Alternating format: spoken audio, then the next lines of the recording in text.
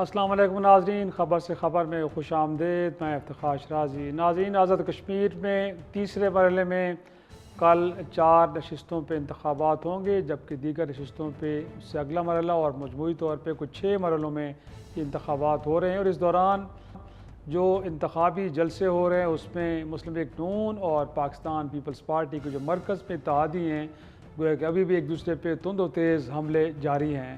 اور گزشتہ دنوں بلاول بھٹو زرداری صاحب نے ایک اور جلسے میں وہی معاملہ دہرایا کہ مسلم لیگ نون دھاندلی کے ذریعے الیکشن کو چرا رہی ہے، اور اگر پیپلز پارٹی الیکشن ہارتی ہے تو پھر مرکز میں وفاقی حکومت کی الٹی گنتی شروع ہو گئی۔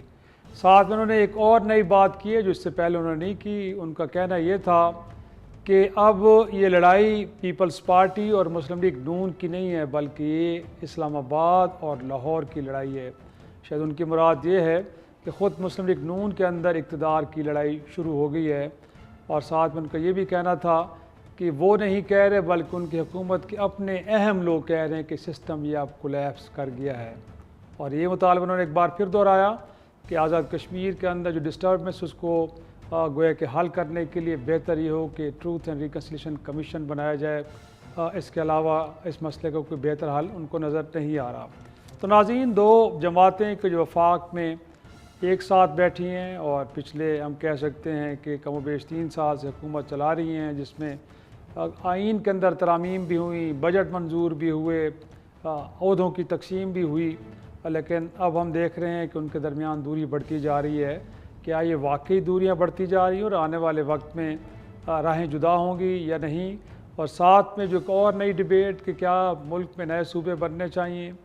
گزشتہ روز بتایا گیا ہے کہ آصف زرداری صاحب کی، محسن نقوی صاحب کی جو اس سسٹم کے ناکام ہونے کا اعلان کرتے ہوئے نئے فیڈریشن کے یونٹس بنانے کی بات کر رہے ہیں، ان سے ملاقات ہوئی ہے۔ کیا پیپلز پارٹی کو اس بات پہ کنونس کرنے کی کوشش کی جا رہی ہے کہ وہ بھی جو نئے یونٹس بنانے سے متعلق ایک گویا کہ گفتگو ہوئی ہے اس میں اپنی آواز کو ملائیں، اور کیا پیپلز پارٹی اس کے لیے تیار ہے کہ نہیں؟ اس ساری صورتحال کو ڈسکس کریں گے۔ ہمارے ساتھ ایک آنریبل پینل ہے جی، ہمیں جوائن کیا ہے پاکستان پیپلز پارٹی سے اخونزادہ چٹان صاحب نے، بہت شکریہ سر آپ کا۔ ان کے ساتھ موجود ہیں پاکستان مسلم لیگ نون سے آپ کا تعلق ہے عظمیٰ کاردار صاحبہ، اور ہم کوشش کریں گے کہ اس گفتگو میں تحریک انصاف سے بھی اہم رکن ان کے ہیں شوکت بصرہ صاحب، ان کو بھی شریک گفتگو کریں۔ لیکن گفتگو کا سب سے پہلے آغاز میں اخونزادہ صاحب آپ ہی سے کرنا چاہوں گا۔ سر، اتنی بڑی چارج شیٹ اور اس چارج شیٹ کے بعد بھی یہ کہنا کہ جی ہم صبر سے کام لے رہے ہیں، ہم تحمل اور بردباری سے کام لے رہے ہیں۔ سر، جو باتیں بلاول صاحب نے کہہ ڈالی ہیں اس کے بعد تو لوگ تقاضا یہ کر رہے ہیں کہ کم از کم آپ کو راہیں تو جدا کر لینی چاہیے، جن کے بارے میں آپ کہتے ہیں کہ فارم 47 کی حکومت ہے، وہ عوامی مینڈیٹ سے نہیں آئی، وہ کشمیر کے اندر گویا کہ دھاندلی کے نئے ریکارڈ بنا رہی ہے۔ انہوں نے کہا جی پہلے بھی دھاندلیاں تو ہوتی رہی ہیں، لیکن اس طرح کی دھاندلی تو انہوں نے پہلی بار دیکھی ہے۔ تو سر، اس حکومت کے ساتھ کیوں چلنا چاہ رہے ہیں؟ کیا مجبوری ہے آپ کی؟ راہیں جدا کر لیں۔ بسم اللہ الرحمن الرحیم۔ دیکھیے کہ ہماری مجبوری ہے ہمارے ملک کے عوام، ہماری مجبوری ہے جمہوریت۔ ہم اس حکومت کے ساتھ اس لیے آئے تھے کہ اگر ہم حکومت کا ساتھ نہیں دیتے تو دوبارہ اس ملک میں الیکشن ہوتا، اور ہم سمجھتے تھے کہ موجودہ حالات جو ہمارے امن و امان کی صورتحال ہے، ہماری معیشت کی صورتحال ہے، تو اس میں ہمارا ملک اس طرح کا ایڈوانچروں کا متحمل نہیں ہو سکتا ہے۔ ہم آج بھی کوشش کر رہے ہیں کہ سسٹم چلے، اپنا ٹائم پورا کرے، وزیر اعظم بھی اپنا ٹائم پورا کرے، کیونکہ 2008 سے تو یہ سسٹم تسلسل سے چل رہا ہے، لیکن وزیر اعظم نے اپنا ٹائم پورا نہیں کیا ہے۔ لیکن اگر یہ لوگ خود نہیں چاہتے ہیں کہ وزیر اعظم یہ سسٹم 5 سال پورا کرے اور وزیر اعظم 5 سال پورا کرے، تو اس میں ہم کیا کہہ سکتے ہیں؟ ہماری طرف سے تو سسٹم کو خلاف کوئی اس طرح نہیں ہوا ہے۔ ہم تو ان لوگوں کے ساتھ ایشو سیاست کرتے ہیں، کوئی کام اچھا کرے ہم اس پہ شاباشی بھی دیتے ہیں، وزیر اعظم کی تعریف بھی کرتے ہیں اور اس کا ساتھ بھی دیتے ہیں۔ کوئی کام ہم سمجھتے ہیں کہ یہ ملک کے لیے ٹھیک نہیں ہے، وفاق کے لیے ٹھیک نہیں ہے، جمہوریت کے لیے ٹھیک نہیں ہے، اس کے ہم مخالفت کرتے ہیں۔ لیکن آپ خود سوچیں، ہم ان کے اتحادی ہیں، ان لوگوں کی حکومت بنا ہے ہماری ووٹوں سے شہباز شریف صاحب کا. جی اب ہم لاہور میں جلسہ کر رہے ہیں اور ہمیں جلسہ نہیں کرنے دے رہے ہیں، تو اس کا مطلب تو یہ ہوا نا کہ کوئی تو ہے جو چاہتے ہیں کہ ہم شہباز شریف صاحب سے ناراض ہو جائیں، کیونکہ ہم ناراض ہوتے ہیں تو مشکلات تو شہباز شریف صاحب کے لیے ہوں گی. پولنگ اسٹیشنوں پہ حملے کر دی گئی، 5 بجے ہماری جو روایتی پولنگ اسٹیشن ہے اس کو بند کر دیا. ان کی جو روایتی پولنگ اسٹیشن ہے اس پہ 7 بجے تک جو تھا پولنگ جاری تھا. تو اس کا مطلب کیا ہے؟ اس کا مطلب یہی ہے کہ ہم تو ان کے اتحادی ہیں تاکہ ہم ان سے ناراض ہو جائیں. تو ہمارا مسئلہ نہیں ہے، یہ ان لوگوں کے آپس کا مسئلہ ہے. آپس کا مسئلہ ہے، لیکن آپس کا مسئلہ واقعی عظمیٰ صاحبہ کہ آپس کا مسئلہ ہے. جس طرح خونزادہ صاحب نے کہا کہ ہمیں ایک جلسہ کرنا ہے، اس جلسے کی اجازت آپ نہیں دے رہے. وہ بلاول صاحب نے تو کہا ہے کہ شہباز شریف بڑے اچھے آدمی ہیں، بڑے محنتی آدمی ہیں، انہیں کوئی پرابلم نہیں ہے، لیکن یہ لاہور ان کے لیے پرابلم پیدا کر رہا ہے. جلسوں کی اجازت نہ دینا، ججز کے پوائنٹ پہ اوپر آپ پریزیڈنٹ کو نہیں سن پا رہے. تو یہ کیا چل رہا ہے؟ واقعی کوئی اب بیزاری ادھر سے ہے کہ جی بس حکومت ختم ہو اور نئے الیکشن ہو؟ چاہ کیا رہا ہے پنجاب؟ جی بسم اللہ الرحمن الرحیم، بہت شکریہ آپ نے مجھے انوائٹ کیا. بلاول صاحب ایک بڑی سوچی سمجھی اسٹریٹجی کے مطابق آگے چل رہے ہیں. انہوں نے جمہوریت کا ذکر کیا، بالکل صحیح ہے. یہ جمہوریت کی عین روایت ہے کہ آپ چاہے اتحادی بھی ہوں، لیکن جب آپ ایک الیکشن ایک دوسرے کے خلاف لڑ رہے ہیں تو وہ پھر اس کی گیم پلان بالکل فرق ہوتا ہے. آپ نے دیکھا ہے کہ جب بھی ہم نے جی بی میں بھی الیکشن لڑی یا کشمیر میں جب لڑ رہے ہیں تو ظاہر ہے ایک دوسرے کے خلاف لڑ رہے ہیں، اور اس میں پھر جو پلاننگ ہے وہ بالکل مختلف ہوتی ہے. لیکن ایک ہوتا ہے سور لوزر کا مطلب بلاول صاحب جو ہے کچھ سمجھ نہیں آ رہی ہے کہ ان پہ پی ٹی آئی کا رنگ کیوں چڑھتا چلا جا رہا ہے. اب جی بی میں ان کی حکومت بھی بن گئی ہے، وہ جیتے ہیں، تو شہباز شریف نے ان کو مبارک دی ہے.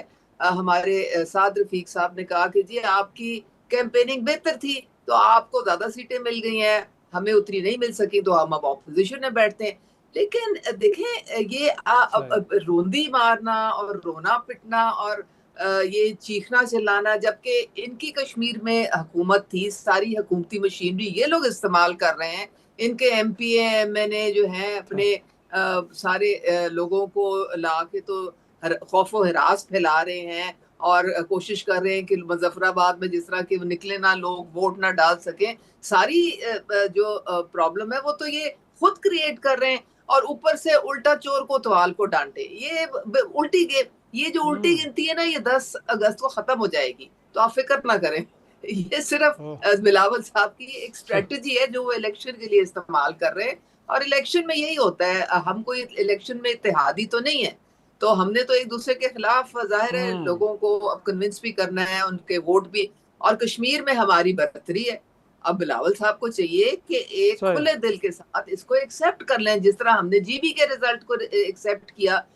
بس اگر یہ رونا پٹنا انہوں نے ڈالنا ہی ہے تو پھر ڈالتے رہے، اب اس کا ہم کیا علاج کر سکتے ہیں. صحیح. اس کا مطلب کہ ہم یہ سمجھیں کہ جو نون لیگ کی جانب سے کرپشن کے الزامات پیپلز پارٹی پہ لگائے جا رہے ہیں وہ بھی گویا کہ انتخابی تقاریر ہیں، اور پھر جو ان کی جانب سے آپ کو کہا جا رہا ہے کہ آپ فارم 47 کی پیداوار ہیں، تو اس کو بھی ہم سیاسی سٹیٹمنٹ کے طور پہ لیں، اس کو زیادہ ہمیں فکر کرنے کی ضرورت نہیں ہے آپ کے خیال میں؟ جی بالکل زیادہ اہمیت دینے کی چاہوں گا کہ ضرورت نہیں ہے. شوکت بسرا صاحب ہمیں جوائن کر چکے، تو میں یہ نقطہ ان کی طرف بھی لے کے جا رہا ہوں. شوکت صاحب، آپ نے عظمیٰ صاحبہ کو سنا، انہوں نے کہا ہے کہ اب پیپلز پارٹی پہ بھی پی ٹی آئی کا رنگ چڑھ گیا ہے. اور دیکھا جائے تو پچھلے دنوں مظفر آباد جلسے میں بلاول صاحب نے آپ کو بھی دعوت دی ہے کہ آئیں، جن کا مینڈیٹ چرایا گیا، الیکشنوں میں جو دھاندلی ہوئی، پی ٹی آئی کے ساتھ جو زیادتیاں ہوئیں، آئیں ہمارے ساتھ کھڑے ہوں، سنجیدہ سیاست کریں اور مل کے اس ملک کے اندر ہم رول آف لا اور پارلیمنٹ کی سپریمیسی اور نظام کو ٹھیک کرنے کی کوشش کریں. تو سر اگر ان پہ رنگ آپ کا چڑھ گیا تو آپ بھی تھوڑا سا ہاتھ ان سے ملا لیں، ان کے ساتھ آپ ملیں، کیونکہ اب تو آپ ہم خیال نظر آ رہے ہیں ایک دوسرے کے. رائے صاحب، پہلے تو جب آخر پہ آپ نے جو بات کہی نا، وہی پورے پروگرام کا ایک لب لباب اور خلاصہ ہے. آپ نے کہا کہ آپ کی سٹیٹمنٹ کو یہ سمجھا جائے کہ یہ الیکشن ہو رہا ہے، مخالفت ہو رہی ہے، ایک دوسرے کو نیچا دکھایا جا رہا ہے, بڑک بازی ہو رہی ہے, ڈائلاگ بازی ہو رہی ہے. میں آپ کو بتاؤں کہ جو کچھ 8 فروری کو پاکستان میں ہوا تھا وہی ڈرامہ ریپیٹ کیا جا رہا ہے. پہلے گلگت میں ہوا ہے وہ ڈرامہ, اور اب یہ ڈرامہ ہو رہا ہے کشمیر کے اندر. میرے بھائی 17 سیٹوں کے ساتھ بھی کبھی کوئی وزیر اعظم بنتا ہے یا حکومتیں بنتی ہیں؟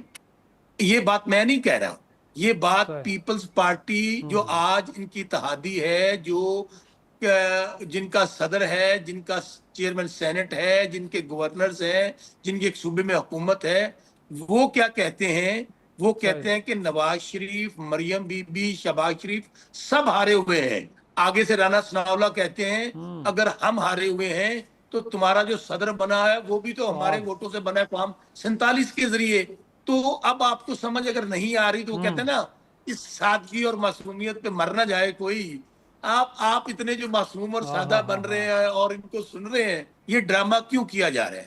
دیکھیں یہ طے شدہ بات تھی کہ گلگت جو ہے وہ یہ ہاریں جیتیں کچھ ہو وہ پیپلز پارٹی کو دینا تھا. آپ نے دیکھا تحریک استحکام جس کی ایک سیٹ نہیں تھی اس کو 5-7 سیٹیں وہاں دی ہوئی ہیں. اسی طرح یہ طے شدہ ہے جب Peoples Party P T I کی حکومت کشمیر میں ختم کی گئی تھی اسی وقت طے ہو گیا تھا کہ کشمیر جو ہے وہ جو یہ دور چل رہا ہے سال کا 1.5 سال کا وہ پیپلز پارٹی کے پاس رہے گا. اس کے بعد یہ حکومت مسلم لیگ نون کو دی جائے گی. یہ اس وقت کا طے ہے. اب یہ کیوں کر رہے ہیں؟ ایک تو ٹوپی ڈرامہ اور ناٹک, ہاتھی کے دانت کھانے کی اور دکھانے کی, اور ان کو کہیں یہ 70-80 کے دور سے نکل آئے. یہ black and white T V والا نہ کوئی وقت رہ گیا ہے نہ زمانہ رہ گیا ہے. قوم ایک ایک چیز دیکھ رہی ہے. ان الیکشنز کی, ان ٹوپی ڈراموں کی کوئی حیثیت اور اوقات نہیں ہے. جب تک میں بتاؤں پاکستان کے اندر فیئر اینڈ فری اگر الیکشن ہوگا تو پہلے تو 17 سیٹیں مل گئی تھیں, ان کو وہ بھی نہیں ملیں گی. دوسری بات آپ نے جو بات کہی پیپلز پارٹی والی, اگر یہ ڈرامہ نہیں ہے, اگر یہ سٹیج اداکاری نہیں ہو رہی تو آ جائے نا, چھوڑے صدارت کی سیٹ, چھوڑے چیئرمین سینٹ کی سیٹ, آئے ہمارے ساتھ. اگر ہمارے اوپر ہمارا رنگ چڑھ گیا ہے تو ہمارے ساتھ آئیں. اور ہم الیکشن کے لیے اتحاد نہیں بنا رہے. ہم یہ جو فراڈ نظام ہے جو ایک جھوٹ کی بنیاد پر گھڑا گیا ہے, آئین اور قانون کی بحالی کے لیے, عدالتی عمل کی بحالی کے لیے, یہ جو آج پاکستان میں میرے بھائی جو حق سچ آئین اور قانون کی بات کرتا ہے, جو اپنے حقوق کی بات کرتا ہے, خواہ وہ صحافی ہے, خواہ وہ جج ہے, خواہ وہ جنرل ہے, خواہ سیاستدان ہے. ناظرین چھوٹا سا بریک, واپس آتے ہیں, گفتگو کے سلسلے کو آگے بڑھائیں گے. پروگرام ایک بار پھر خوش آمدید. ٹان صاحب یہی تو سوال ہر کوئی آپ سے کر رہا ہے سر. اتنی بڑی چارج شیٹ, بسرا صاحب کو سن رہے تھے کہ آپ تو کہہ رہے کہ کڑوا گھونٹ آپ نے عوام کے لیے بھرا ہوا ہے سر, بٹ اس عرصے کے اندر مزید 2.5 کروڑ لوگ خط غربت سے نیچے چلے گئے ہیں, جو گویا کہ شرحِ غربت کی 21% 29% پہ چلی گئی ہے. 60 لاکھ کے قریب نوجوان کوالیفائڈ بے روزگار گھوم پھر رہے ہیں سر. تو یہ کیسا کڑوا گھونٹ ہے؟ وہ کہہ رہے ہیں کہ اگر آپ نے واقعی ریئلائز کر ہی لیا ہے کہ آپ نے اس ملک کے اندر حقیقی جمہوریت لانی ہے تو چھوڑے عہدے, آئیں ان کے ساتھ کھڑے ہو جائیں. عوام تو بھوک اور مہنگائی کی وجہ سے خودکشیاں کرنے پہ مجبور ہیں. شیرالی صاحب, چٹان صاحب, ہمارے ساتھ کھڑا نہیں ہونا چاہتے ہیں. ہم تو جیسے الیکشن ہوا تو ہم نے تو سب سے پہلے دعوت پی ٹی آئی کو دیا کہ عددی اکثریت آپ لوگوں کا زیادہ ہے اور ہم جمہوری لوگ ہیں. ہم تو کسی نہ آپ کی حکومت میں شامل ہو رہے ہیں اور نہ مسلم لیگ نون کی حکومت میں شامل ہو رہے ہیں, لیکن عددی اکثریت آپ لوگوں کا زیادہ ہے. اگر آپ لوگ حکومت بنانا چاہتے ہیں تو ہم اپنا ووٹ آپ لوگوں کو دے سکتے ہیں. تو جواب تو یہی تھا کہ ہم تو ڈی جی آئی سے ملیں گے, ہم تو آرمی چیف سے بات کریں گے, ہم تو سیاستدانوں سے ملتے ہی نہیں ہے. دوسری بات یہ ہے کہ جو میرے بہن کہہ رہی تھی کہ جی بی کا الیکشن کا, تو ایسا نہیں تھا کہ جی بی میں لوگوں نے پری پول ریگنگ کا کوشش نہیں کیا تھا, بھرپور کوشش کیا تھا. اچھا, لیکن کشمیر میں جس طرح کا گلو بٹو والا کام کیا جو ان لوگوں کا روایتی کام ہے, یہ بندوق کو نکالنا اور فائرنگ کرنا, یہ اس ٹائم پہ اس لیے یہ لوگ نہیں کر سکتے تھے کہ ان لوگوں کو پتا تھا کہ آنے والا بجٹ ہے اور پھر بجٹ پاس کرنا ہمارے لیے ممکن نہیں ہوگا. تو اس ٹائم پہ بھی ان لوگوں نے کوشش کیا.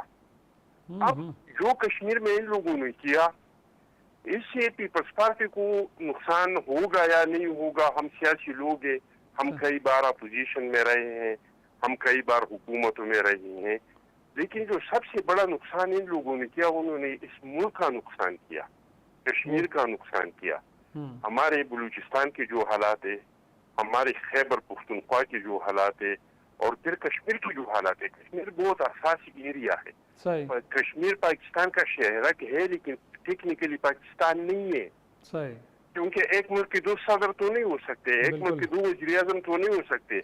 हम समझते हैं अगर ये लोग साफ और शफाफ इलेक्शन करते तो आज कश्मीर की जो हालात है, इसमें वो मुंतखब लोग, चाहे अपोजिशन में जो लोग जाते, जो गवर्नमेंट में जाते, वो कश्मीर के मसाइल का हल निकाल सकते थे, लेकिन पपेट नहीं निकाल सकते। जबरदस्ती बंदूक के जोर पे और गोली के जोर पे लाने वाले लोग कश्मीर के मसाइल का हल नहीं निकाल सकते। कश्मीरियों का सबसे बड़ा हिस्सा महरूमी क्या है? ये है कि हमारा कोई हैसियत नहीं है और इस्लामाबाद से हम पे फैसले मुसल्लत की जाती है।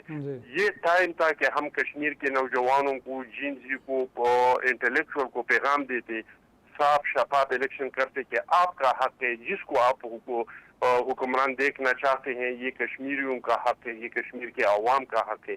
तो वो हक भी हमने इनसे जबरदस्ती छीन लिया।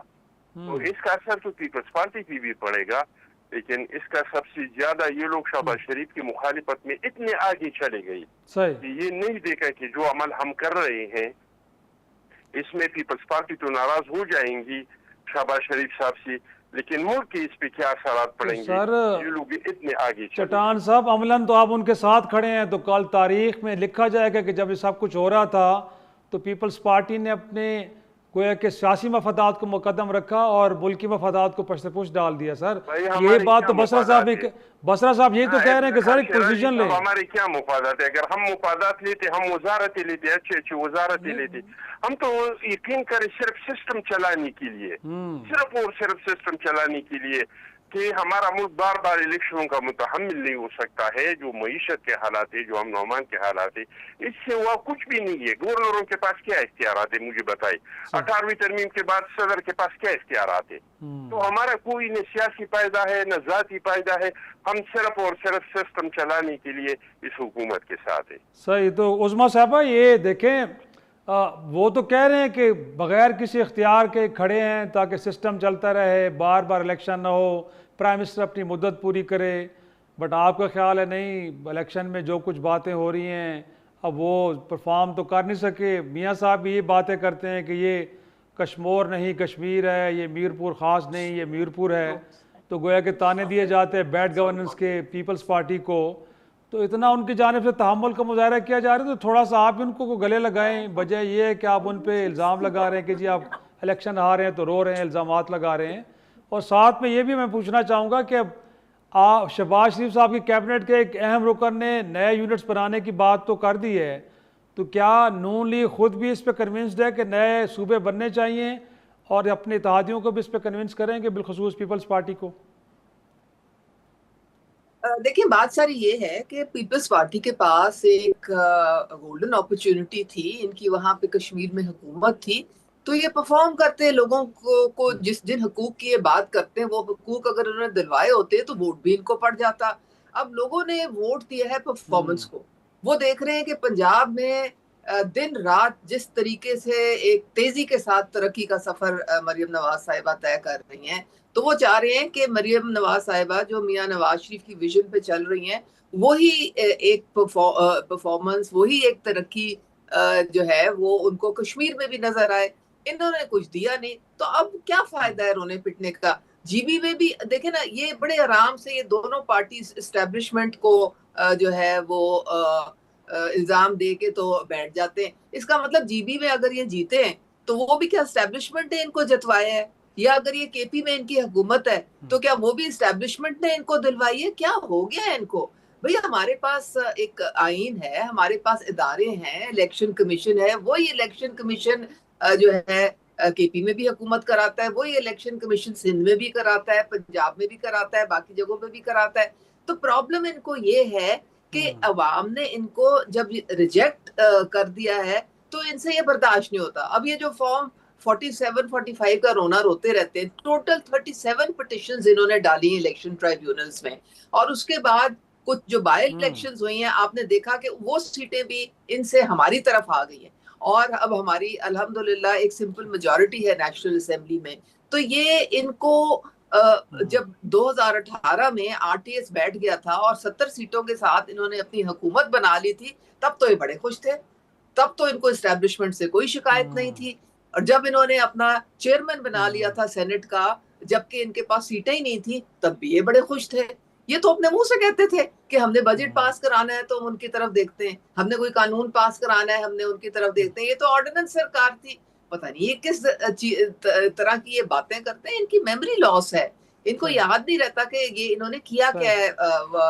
پی ٹی آئی نے حکومت میں جب یہ تھے 3.5 سال, انہوں نے بینک کرپسی کی حالت میں پاکستان کو یہ چھوڑ کے گئے. یہ چاہتے تھے کہ یہ سری لنکا بن جائے, اب یہ باتیں کرتے ہیں. تو اب الحمدللہ پاکستان کی عزت اور ساکھ پوری دنیا میں بن گئی ہے. مارکہ حق کے بعد اور مارکہ امن کے بعد پوری دنیا ہماری طرف دیکھ رہی ہے. اب اکانومی کی جنگ ہے, وہ ہم لڑ رہے ہیں, ہمارا سارا فوکس اس پہ ہے. الیکشن تو لیکن وہ ساتھ میں کہہ رہے ہیں کہ کشمیر کے معاملات کو بھی دیکھیں, وہاں پہ بھی لوگ ڈسٹرب ہیں. وہ کہہ رہے ہیں کہ بیرونی دنیا میں یقیناً پاکستان کا نام بلند ہوا ہے, بٹ ملک کے اندر بڑے پرابلمز ہیں, ان کو ایڈریس نہیں کیا جا رہا جیسے کرنا چاہیے بقول چٹان صاحب کے. نہیں لیکن دیکھیں نا انہوں نے مجھے یہ بتایا نا, ان کی گندم مافیا, چینی مافیا, فرٹیلائزر مافیا, دوائیوں کا مافیا ان کے زمانے میں, اور اس کے علاوہ تھا کیا.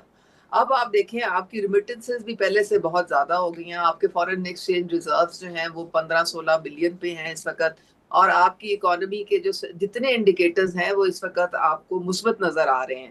فج, موڈی, کہیں کی آپ رپورٹ آپ دیکھ لیں تو وہ کہتے ہیں کہ پاکستان پہلے سے بہتر ہے. کوئی اس وقت یہ نہیں کہہ رہا کہ پاکستان سری لنکا بن رہا ہے, کوئی کہہ رہا ہے.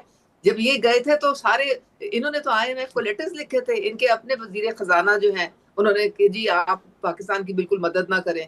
تو یہ تو مجھے نہیں سمجھ آتی کہ ان کا عظمیٰ حافظہ صاحبہ اتنا یہ کمزور. باتیں ذرا نقوی صاحب کو بھی سمجھائے نا, اپنے وزیر داخلہ کو بھی یہ باتیں سمجھائے نا. سسٹم کے ناکارہ ہونے کی باتیں تو وہ کر رہے ہیں, آپ فرما رہی ہیں کہ سسٹم پرفارم کر رہا ہے, بٹ آپ کے ملک کے وزیر داخلہ یہ فرما رہے ہیں کہ سسٹم فارغ ہو چکا ہے. دیکھیں میں آپ کو بتاتی ہوں سسٹم کیوں, آپ کی سسٹم میں تھوڑے گیپس ہیں, تھوڑے فلاز ہیں. قانون سازی آپ کی بہت اچھی ہے, ساری پارلیمنٹس نے آپ جا کے دیکھیں تو 100 سے زیادہ تو صرف عورتوں کے اور بچوں کے حقوق کے لیے قوانین بنے ہوئے ہیں. پرابلم یہ ہے کہ ہماری امپلیمنٹیشن ان قوانین کی کمزور ہے, اور اس کے لیے ہمیں دیکھنا پڑے گا کہ کیا گیپس ہیں. وہ گیپس یہ ہیں کہ ڈیڈ لائنز نہیں ہوتی, رولز آف بزنس نہیں بنتے ہیں, اور پالیسیز صحیح طریقے سے امپلیمنٹ نیچے نہیں ہو سکتی ہیں. جب آپ کے رولز آف بزنس نہ بنے تو لوگوں کو وہ فائدہ نہیں پہنچتا ان قوانین کا. یہ گیپس ہم نے جو ہے نا ان کو ایڈریس کرنا ہے. الیکشن ریفارمز کی طرف ہم نے جانا ہے. کیوں نہیں یہ ساری پارٹیز بیٹھتی, اور کیوں نہیں انہوں نے بیٹھ کے تو الیکشن ریفارمز کیے. کیوں یہ جو اگر الیکشن کمیشن کے جو چیف الیکشن کمشنر ہے وہ ان کے بھی آراء سے بنے, کوئی ہم نے اکیلے تو نہیں بیٹھ کے بنائے تھے نا, سب نے مل کے ان کو بنایا تھا, سب کے اپروول سے وہ بنے تھے. تو اب اب جہاں پہ دیکھیں نا یہ جیت جاتے ہیں وہاں پہ فری اینڈ فیئر الیکشن ہوتی ہے, جہاں پہ یہ ہار جاتے ہیں یہ رونا شروع کر دیتے ہیں. آپ نے ہمیں کبھی روتے دیکھا ہے؟ ہمارے ساتھ کتنی ناانصافیاں ہوئی تھی 2018 میں, ہمارے لوگوں سے چھین کے ٹکٹ دوسری پارٹیوں کو دے دیے گئے تھے. ناظرین گفتگو جاری ہے, ایک چھوٹا سا بریک, واپس آتے ہیں گفتگو کو آگے بڑھائیں گے. پروگرام میں ایک بار پھر خوش آمدید. بسرا صاحب میں آپ طرف نقطہ لے کے آؤں گا. سر چلو اتحادی جماعتیں تو آپس پہ جو کچھ بھی ہے وہ معاملہ طے کر لیں گے, لیکن ایک نیا مسئلہ درپیش ہے, اور وہ ہے صوبوں کا, اور بتایا جا رہا ہے کہ آپ کی پارٹی تو اس بات پہ کنونسڈ ہے کہ ہاں ملک کے اندر نئے یونٹس بننے چاہیے. تو یہ آپ سمجھتے ہیں کہ ایک اچھا انہوں نے تجویز پیش کی ہے ملک کے وزیر داخلہ نے, اور تحریک انصاف اس کو سپورٹ کرتی ہے؟ کہ ہم سسٹم کو سپورٹ کر رہے ہیں. وہ تو جو ان کا وزیر داخلہ ہے, جو وزیر خارجہ بھی ہے, جو عملی طور پر وزیر اعظم بھی ہے, جس کے یہ سب متحد ہیں, یہ جو وزیر اعظم ہو یا جعلی نظام ہو, وہ تو کہتا ہے سسٹم, وہ سسٹم نہیں کہتا ہے سسٹم کولیپس کر گیا ہے. اگر سسٹم کولیپس کر گیا ہے تو آپ کون سے ملک کی بات کر رہے ہیں جہاں پر اس وقت ورلڈ بینک کی یہ بات ہے کہ 60-70% لوگ بلو پاورٹی زندگی گزار رہے ہیں، جہاں پہ 2 وقت کی روٹی نہیں ہے، جہاں پر صرف اس وقت جو 17 سیٹوں والے لوگ، کوئی منی لانڈرر ہے، کوئی چور ہے، کوئی ڈاکو ہے، ان کو پاکستان پر مسلط کیا ہے. آپ یہ 5% لوگ کہہ لیں. یہ تو آپ کا الزام ہے نا، رپورٹ میں تو ایسا کچھ نہیں ہے. اچھا میری بات مکمل کر شرائط صاحب، پلیز مجھے تھوڑا سا موقع دے دیں. جی اب یہ باتیں ہم نہیں کر رہے، یہ باتیں میں مسلم پیپلز پارٹی کر رہی ہے. پچھلے دنوں علیم خان وزیر مواصلات ہے، جن کا سما نیوز بھی ہے، ان کی گفتگو نکال لیں. انہوں نے کہا آپ کا یہ جو جعلی وزیر دفاع ہے جو ہارا ہوا ہے، یہ ہم نہیں کہہ رہے. اچھا ایم کیو ایم کے ابھی آپ نے سنی ہوگی ڈاکٹر وسیم اختر کی گفتگو، آپ نے سنی ہوگی خالد مقبول صدیقی کو، آپ نے فاروق، وہ کیا کہتے ہیں، فاروق ستار وغیرہ، وہ کہتے ہیں کہ یہ نظام مکمل طور پر تباہ ہو چکا ہے. اگر آپ نے مزید اس ملک کو بچانا ہے، ملک کو انٹیکٹ رکھنا ہے، تو یہ جو اس وقت 16 مسلط ہے جنہوں نے پاکستان کو لوٹ کر دنیا کے اندر اپنے محلات اور جائیدادیں بنا لی ہیں، یہ نظام ٹھیک نہیں کر سکتے. اب آپ نے کہا کہ انہوں نے کہا صوبے بنائیں، اس کے اوپر ڈیبیٹ ہو سکتی ہے، بات ہو سکتی ہے، لیکن کون کرے گا؟ کرے گا وہ جو عوام کی منتخب پارٹی، جو عوام سے بن کر آئے گی. یہ وہ لوگ ہیں جن کو ان کے گھر والوں نے ووٹ نہیں دیے ہیں. اب میں یہ لفظ میں نہیں کہہ رہا، یہ پیپلز پارٹی کہہ رہی ہے کہ نواز شریف سے ہارا ہوا ہے جو پارٹی کا سربراہ ہے. یہ پیپلز پارٹی کا موقف ہے. اب مجھے بتائیں، اگر دیکھیں یہ ایک جب آپ آئینی ترامیم لے کر آتے ہیں وہ پوری قوم کا ایک نقطہ نظر ہوتا ہے. آپ نے 26ویں 27ویں ترمیم کی صرف اس جعلی نظام کو بچانے کے لیے. اب اگر آپ صوبے بنانے جا رہے ہیں تو بالکل ہم کہتے ہیں کہ اس کے اوپر ڈائلاگ ہونا چاہیے، برین سٹارمنگ ہونی چاہیے، پوری قوم کو اعتماد میں لینا چاہیے، اور اس کا مرکز ہے پارلیمنٹ. وہ پارلیمنٹ جو عوام کے ووٹوں سے بنی ہو. اور آج 8 فروری کو جس لیڈر عمران پوری قوم نے 180 سیٹیں دی، ان کو آپ نے جیل میں ڈال دیا، 17 سیٹوں والوں کو آپ نے وزیر اعظم بنا دیا. تو میرے بھائی، اگر آپ کوئی بھی آئینی ترامیم کرنی ہے، صوبے بنانے ہیں، تو اس کا ایک ہی راستہ ہے، وہ ہے اڈیالہ جیل کا قیدی نمبر 804. آپ ان کو رہا کریں، فیئر اینڈ فری الیکشن کروائیں، اور جس کو قوم 8 فروری کی طرح ووٹ دیے تھے وہ آئیں، یہاں پر صوبوں کی ڈیبیٹ ہو، وہاں پر عوام جو اس وقت بھوک اور مہنگائی سے مر رہے ہیں، اور یہاں پر تو مجھے بتائیں ان کی ترجیحات کیا ہے؟ کیا ترجیح؟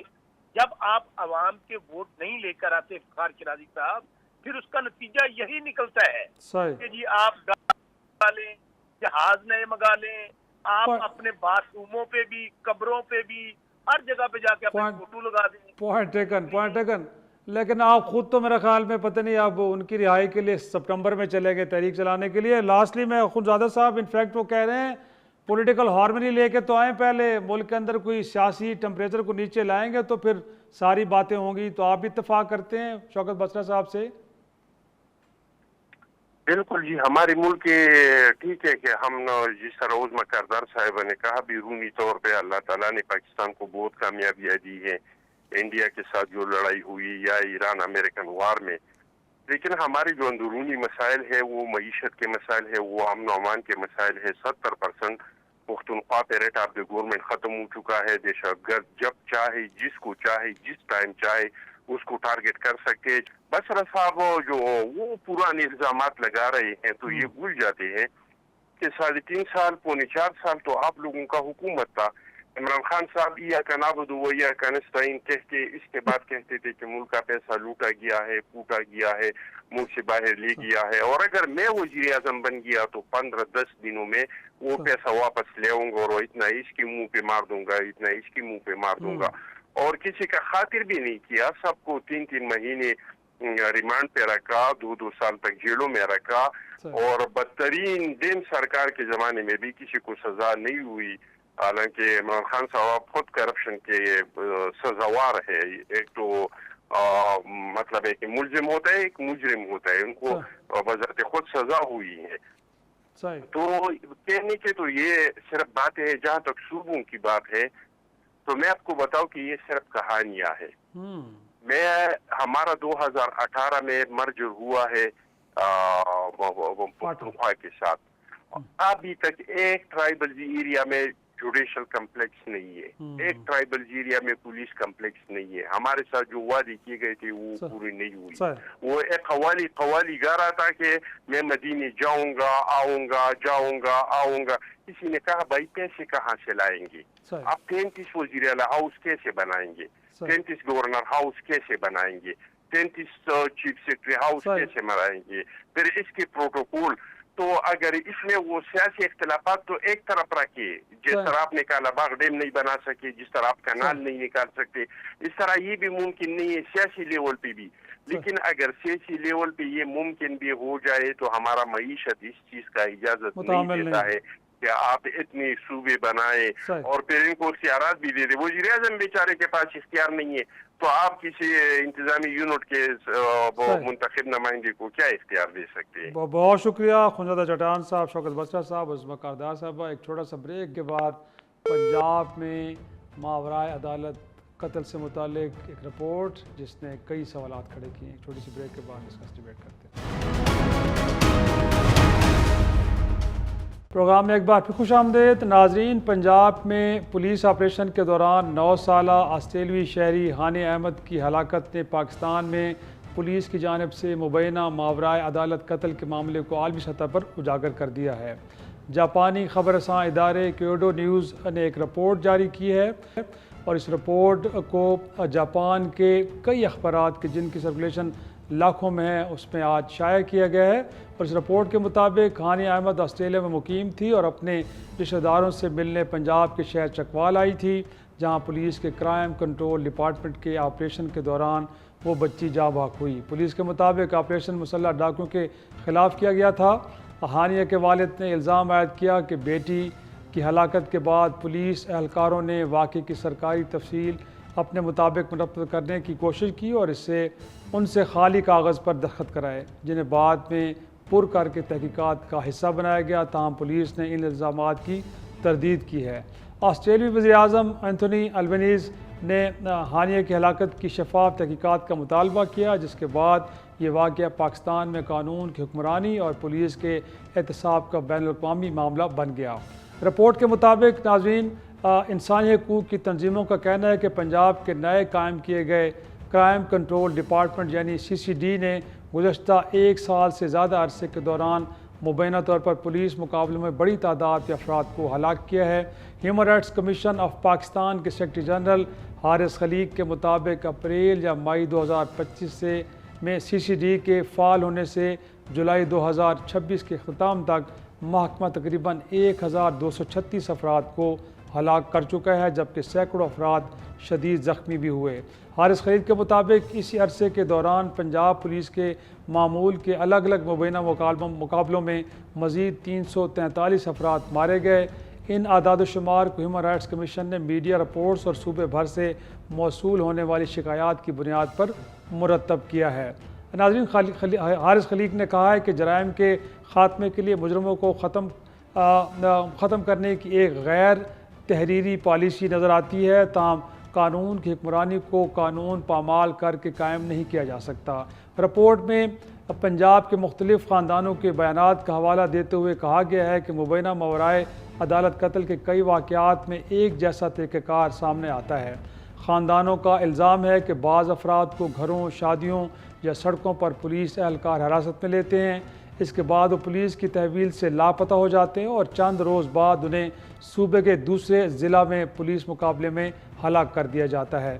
متاثرہ خاندانوں میں سے ایک کی خاتون زبیدہ بی بی نے بتایا کہ ان کے 3 بیٹے اور 2 داماد مارے گئے اور ان کے پیچھے 22 بچے رہ گئے ہیں. ان کا کہنا تھا کہ پولیس نے 5 افراد کو ایک شادی کی تقریب سے حراست پہ لیا, جس کے بعد خاندان نے ان کی رہائی کے لیے عدالت سے رجوع کیا. تاہم عدالت میں درخواست کی سماعت سے قبل ہی پولیس نے 5 افراد کو پنجاب کے مختلف اضلاع میں الگ الگ مقابلوں میں ہلاک کرنے کا اعلان کر دیا. زبیدہ بھی کہا کہ اگر ان کے بیٹوں کے خلاف کوئی ثبوت ہے تو عدالت میں پیش کیا جائے، لیکن آج تک عدالت کے سامنے ایک بھی ثبوت پیش نہیں کیا گیا۔ متاثرہ خاندانوں کی جانب سے قانونی کارروائی کرنے والے وکلاء کا کہنا ہے کہ ایسے واقعات پاکستان کے فوجداری نظام انصاف میں موجود سنگین خامیوں کی نشاندہی کرتے ہیں۔ وکیل اویس عارف کے مطابق بعض مقدمات میں افراد کو ایک ضلع سے گرفتار کیا جاتا ہے اور بعد میں پولیس ریکارڈ میں انہیں کسی دوسرے ضلع میں مقابلے کے دوران ہلاک ظاہر کیا جاتا ہے۔ ان کا کہنا تھا کہ چونکہ FIR پولیس درج کرتی ہے، شواہد بھی پولیس جمع کرتی ہے اور تحقیقات بھی پولیس اہلکاروں کے خلاف پولیس ہی کرتی ہے، اس لیے پولیس شواہد جمع نہیں کر رہی بلکہ شواہد تیار کر رہی ہے۔ ایک وکیل مصطفیٰ نقوی نے کہا کہ یہ معاملہ محض چند پولیس اہلکاروں کی بدسلوکی کا نہیں بلکہ ادارہ جاتی احتساب کے بڑے بحران کی عکاسی کرتا ہے۔ انہوں نے کہا کہ پاکستانی قانون کے تحت زیر حراست شخص کو 24 گھنٹے کے اندر مجسٹریٹ کے سامنے پیش کرنا ضروری ہے تاکہ عدالت یہ فیصلہ کر سکے کہ مزید حراست قانونی ہے یا نہیں۔ تاہم وکیل کے مطابق متعدد خاندانوں کا الزام ہے کہ زیر حراست افراد پولیس کی تحویل سے لاپتہ ہو جاتے ہیں اور بعد میں انہیں پولیس مقابلوں میں مارا ظاہر کیا جاتا ہے۔ وکیلوں کا کہنا ہے کہ بعض مقدمات میں اہل خانہ کو حفاظتی ضمانت ملنے یا عدالت کی جانب سے زیر حراست شخص کو پیش کرنے کے احکامات کے باوجود پولیس نئے مقدمات درج کر دیتی ہے یا عدالتی احکامات کو نظر انداز کر دیتی ہے۔ پنجاب حکومت نے کرائم کنٹرول ڈپارٹمنٹ کا دفاع کرتے ہوئے اسے بڑھتے ہوئے پرتشدد جرائم سے نمٹنے کے لیے ضروری قرار دیا ہے۔ حکام کا موقف ہے کہ منظم جرائم پیشہ گروہوں کے خاتمے کے لیے 2025 میں قائم کی گئی خصوصی فورس نے صوبے میں جرائم کی شرح کم کرنے میں مدد دی۔ تو ناظرین، یہ ہے پنجاب کے اندر جو کرائم کنٹرول سے متعلق ایک نیا ادارہ یا ایک نئی جو ایک طرح سے ارینجمنٹس کی گئی، اس کے اوپر بڑے سنگین سوالات اٹھ رہے ہیں اور یقینی طور پہ یہ پنجاب میں گڈ گورننس کا اور جرائم کے خاتمے کے لیے کام کرنے والی حکومت کے لیے بہت بڑا ایک ہم کہہ سکتے ہیں کہ سوال ہے جس کا جواب یقینی طور پہ عوام جاننا چاہیں گے۔ آج کے پروگرام اتنا ہی، اجازت دیجیے، خدا حافظ۔